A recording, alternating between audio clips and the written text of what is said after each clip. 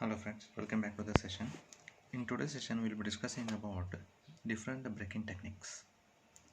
We can mark here the broad two methodologies of braking techniques used in industrial motor drives as regenerative braking and the other one is plugging, or also called as reverse voltage braking. We'll see one by one. First we'll see regenerative braking.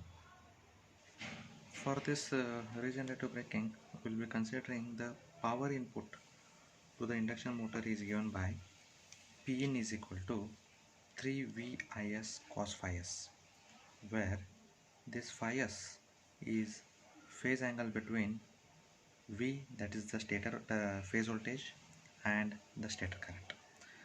And also we know that for the motoring operation, phi s is less than 90 degree. When the rotor speed goes beyond the synchronous speed, the rotor conductors and the air gap field, its rotation reverses, which reverses the induced rotor EMF, the rotor current, and consequently the phi s becomes greater than 90, which reverses the power flow, resulting regenerative braking. Say the induction motor is fed from fixed frequency source. That time regenerative braking is only possible when the speed is greater than the synchronous speed.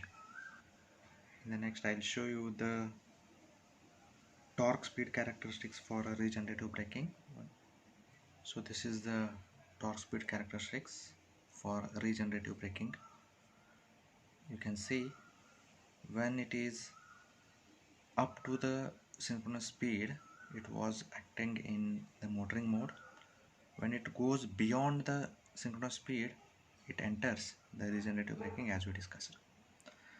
One of the advantage of regenerative braking is the generated power can be employed in some useful work.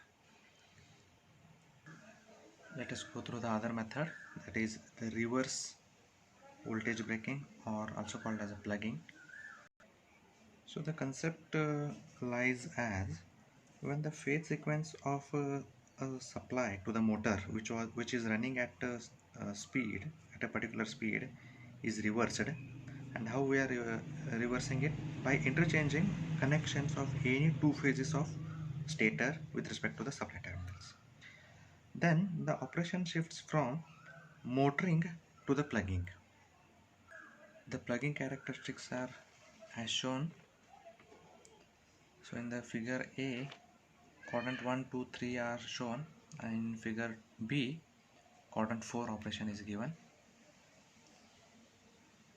Also we are writing the equation for slip as we discussed previously.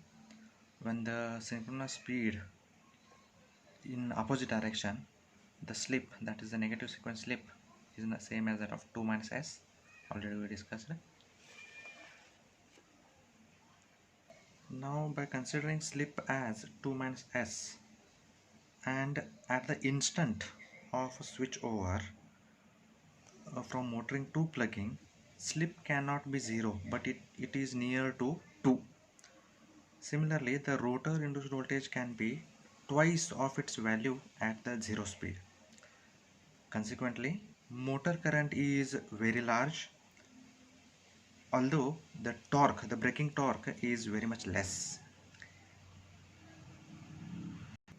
So in one rotor motor cases, a resistance value twice that of the starting resistance is inserted to just limit the braking current in a safe value, and this also increases the torque, braking torque, during the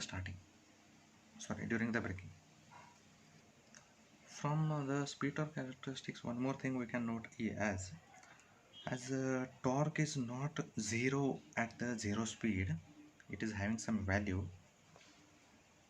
When it is used for the stopping of the motor, it is necessary that the motor should be disconnected from the supply when it reaches the zero speed, and for this purpose we need an additional device for detecting the zero speed of the motor, and at that particular point motor is disconnected from the supply.